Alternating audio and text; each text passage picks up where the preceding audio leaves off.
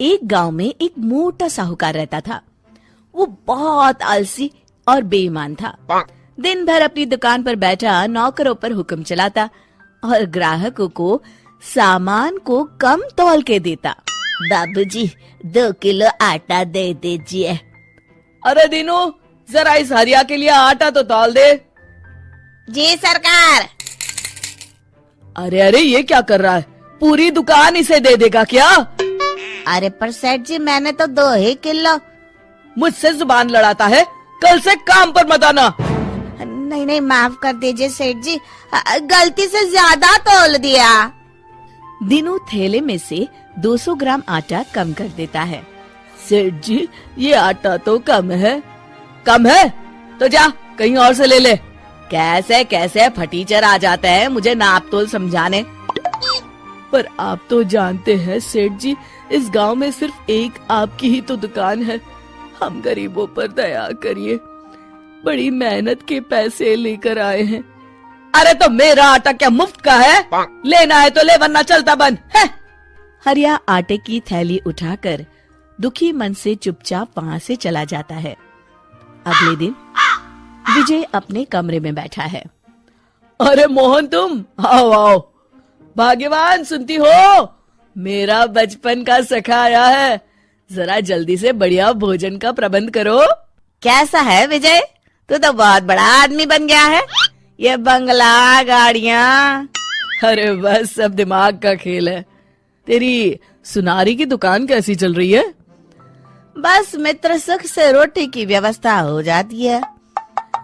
अरे थोड़ी बुद्धि लगा तो रोटी के साथ साथ नोटों की भी व्यवस्था हो जाएगी। क्या मतलब?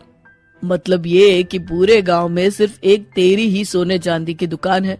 अगर तू थोड़े नुकसान में भी लोगों को सामान देगा तो उन्हें तो लेना ही पड़ेगा ना, वरना बार बार खरीदारी करने शहर जाना पड़ेगा। तो तू ज्यादा कीमत में कम सामान दिया कर। अरे भाई, ये तो बेईमानी हुई। अरे तो तू ईमानदारी से कौन सा कलेक्टर बन गया? हाँ, ये देख, जरा सी बेईमानी ने मेरे घर का नक्शा ही बदल दिया। नहीं नहीं मित्र, ऐसे पैसे तो आ भी जाएंगे तो साथ में बददुआ लेकर आएंगे। किसी की मेहनत की कमाई को मैं ऐसे बेईमानी से नहीं हड़प सकता। तो अपने ईमान की चटनी बना और जिंदगी भर उससे रूखी रोटी खा। ऐसी बात नहीं है मित्र, मेरी मानो तो तुम भी ये सब काम छोड़ दो, वरना एक दिन पछताना पड़ेगा। तभी विजय की पत्नी खाना लेकर आती है। रहने दीजिए भाभी, इस पाप के 56 भोग के आगे मेरी मेहनत की रूखी रोटी ही भली है। मैं चलता हूँ। कुछ दिन बाद विजय के घर इनकम टैक्स की रेड पड़ जाती है।